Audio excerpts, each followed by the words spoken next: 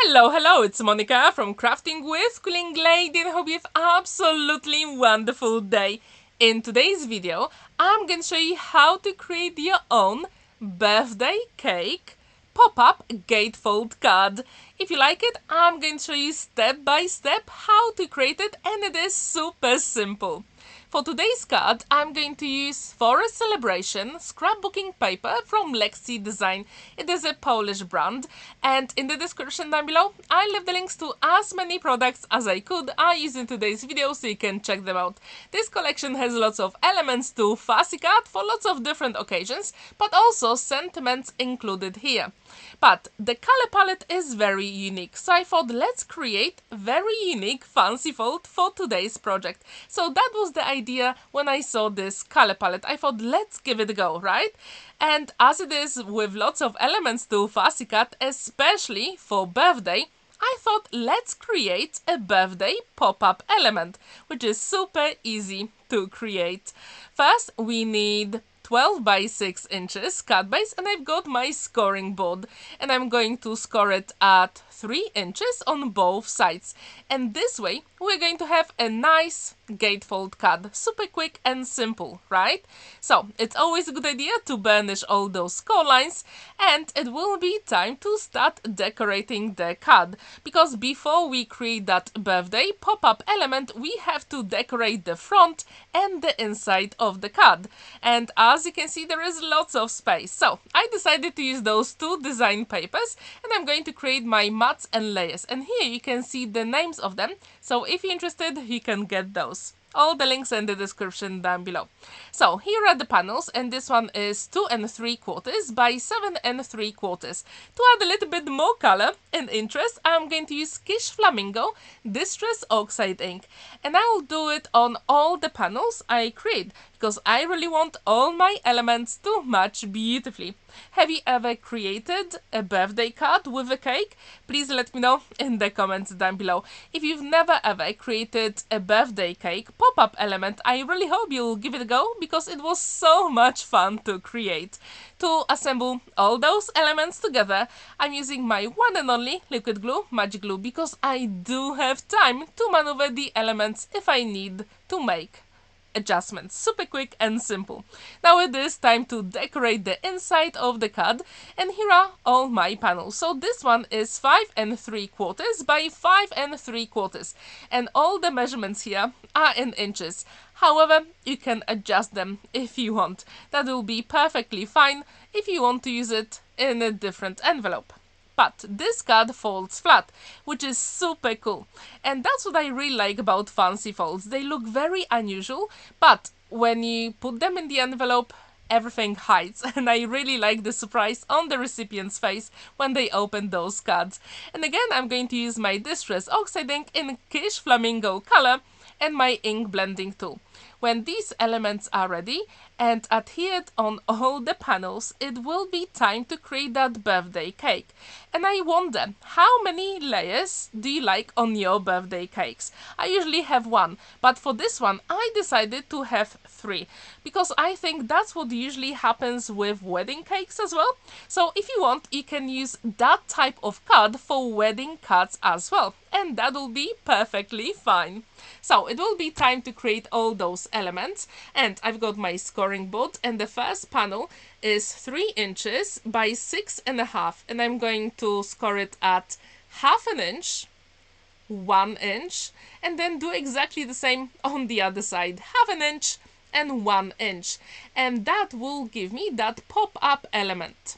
Now I've got 4 inches by 5 3/4, and again I'm going to score it at 1/2 inch, 1 inch, then turn it over and do exactly the same, 1/2 inch and 1 inch. When these are ready, it is time for the third one. So this one is 5 by 5 inches, and again I'm going to do the same, so it's 1/2 inch, 1 inch, then turn it over and do the same, 1/2 inch and 1 inch, and that will give me all the layers and dimension for my birthday cake. If you want, you can adjust all the measurements here. If you want your cake to be taller, shorter, narrower, thicker, whatever you want. It is time to fold and burnish all those core lines, and as you can see, we're creating that pop-up element. Super quick and simple. And I do encourage you to create that style because it was so much fun to create. And if you like fancy fold cards, I really hope please give it a go. You won't be disappointed, and you can use anything from your stash to embellish the cards as well. So, when these elements are ready, it is time to create some mats and layers for those 3 panels. And it will be the trickiest part, always to choose the design paper that you like. I decided to go with that beautiful pink, but also with the stripes as well.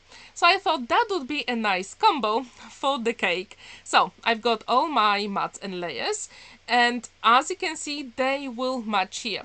And again, I'm going to use that Distress Oxide ink to add the color. All you have to do is to make sure that you've got a 1/4 inch difference with those mats and layers for your panels. And this way, everything will have a nice white border. Super quick and simple, right? So when these elements are ready, it will be time to put them on our panels. And again, I do encourage you to use your liquid glue, because that really makes a difference when you have to maneuver all your elements. And when these elements are ready, I'm going to show you a trick how to put them together so it actually looks like a cake. It is super simple to create, trust me. So I really hope you'll give this card a go, because I really enjoy the whole process. So now it will be time to actually put those together, and I'm going to see where do I want to place my middle layer. And using my pencil, I'm going to draw the line where I'm going to cut the excess of the card, and I'm going to do exactly the same on the other side. So as you can see, I'm just eyeballing where the middle point is, and then I'm placing the panel. It is time to get rid of the excess of those small panels using your scissors. Literally, that is everything you have to do to create that birthday cake. And as you can see, we do have those core lines, so it is easier to follow. And I'm going to do exactly the same with the top layer. However, first I'm going to attach the panels together.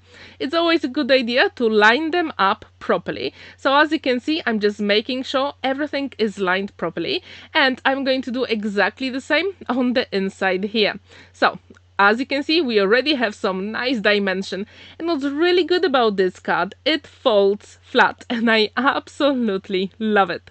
When this is ready, just make sure that the glue is set properly before you move on to the next step.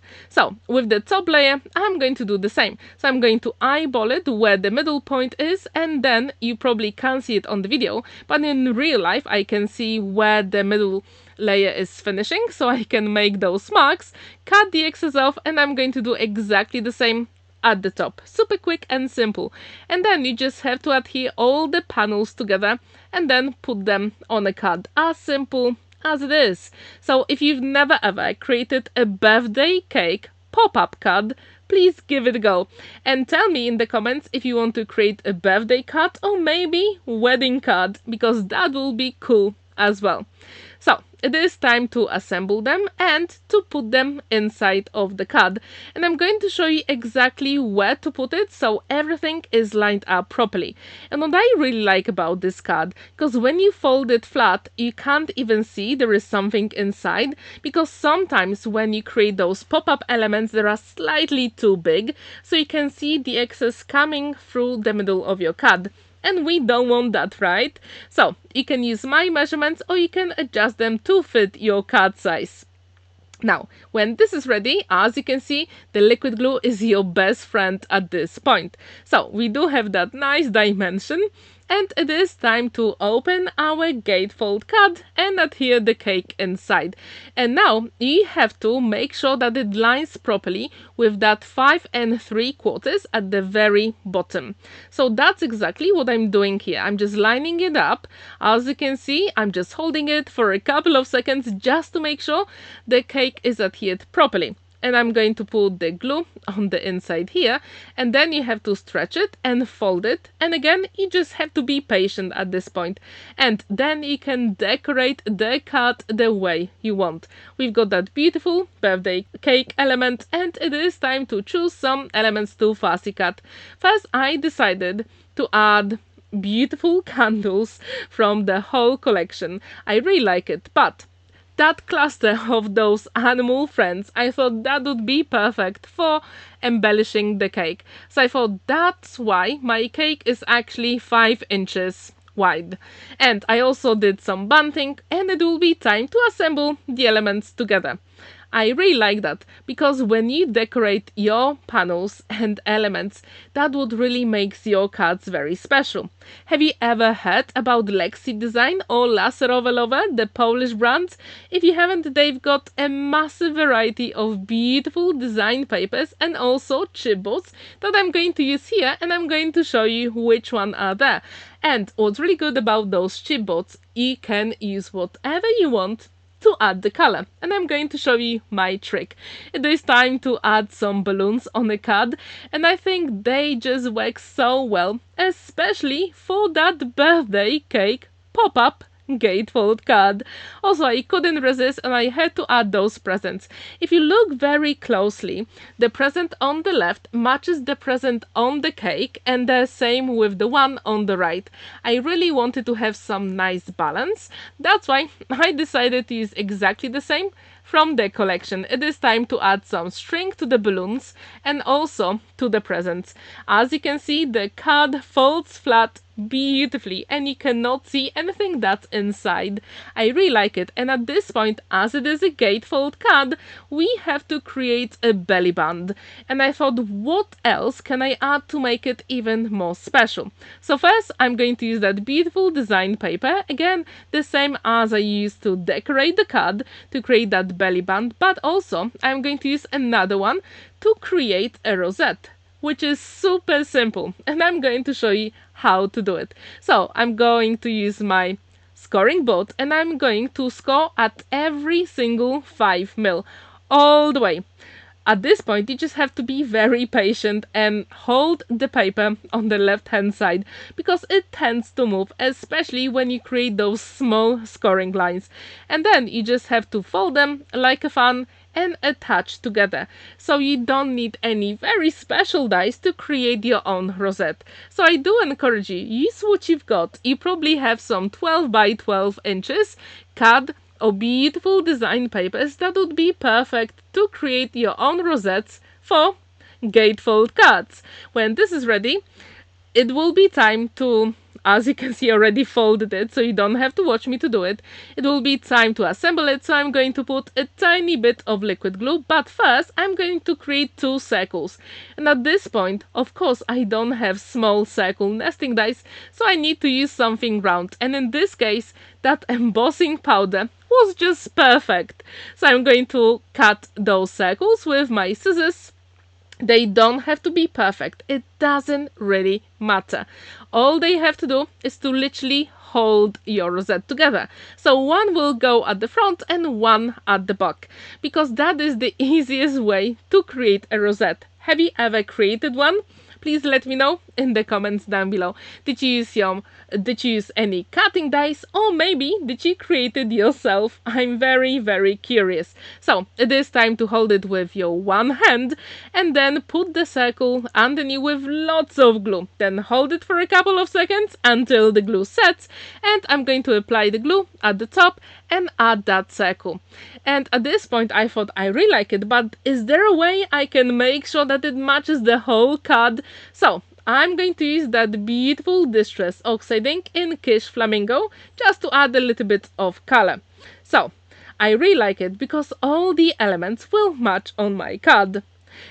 Do you like to create belly bands for your gatefold cards? Please let me know what is your favorite trick. If you haven't seen my explosion gatefold card, the link is at the top right corner. As you can see, I also created small circle using that grey design paper, and I thought that would be perfect to embellish the front panel. Now, it is time to create the belly band. I never use my scoring board to do it, because every single gatefold card will be slightly different. All you have to do is to make sure that it can move freely, but it has to be snug as well, but maybe not too much. So now it is time to put our rosette here, and I'm going to use my liquid glue. Super simple. And at this point, you have to decide what else do you want to use to decorate your rosette. As I told you, this one is a birthday card. So from the stash from Laserowe, I had a look and I found some beautiful chipboards and I really like them. So I'm going to use that beautiful balloon and also happy birthday. And there is such an easy way to add color to it. You can use your embossing powder, any alcohol markers, watercolor markers, but at this point I thought I really want to experiment and I wanted to check if my Posca pen will work. And you know what? They did, because those chipboards are very beautiful and they've got very nice light color. So it is super simple to color it in. As you can see, I'm using that beautiful light pink, but also that light lavender color, and I thought that will complement the whole card all together. And those chipboards are so easy to work with. If you do have your favorite brand of chipboards, please let me know which ones is it. This one is Laserowe and I really like them. As I told you, they are very easy to work with and they come in so many different shapes and sizes. Please check the website because they are absolutely amazing and the selection is absolutely incredible. It is time to color in the happy birthday as well. And what's really good about those chipboards, they work so well with my favorite liquid glue. But if you want, you can also use your hot glue and that will be perfect as well. So as you can see, they are super simple to color in. All you have to do is to choose your medium. You can also use, I'm pretty sure you can, use some coloring pencils and that will be fine as well. So when this is ready, it will be time to attach it on your rosette and the card will be complete. So as you can see, this card altogether doesn't really take much time, but all you have to do is to choose the design papers you want to use. And please let me know in the comments, would you like to use it for a birthday card or maybe wedding card? I'm really curious. So the card is complete. What do you think about the color palette I chose? Do you like it? I'm really curious. There is plenty of space to write your message on the back. Thank you so much for watching and spending that time with me. Don't forget to like this video, give it a thumbs up and subscribe to my channel if you haven't already. And here is my 500 subscribers giveaway, so you can check this one out. Have a wonderful day and see you in my next video. Bye!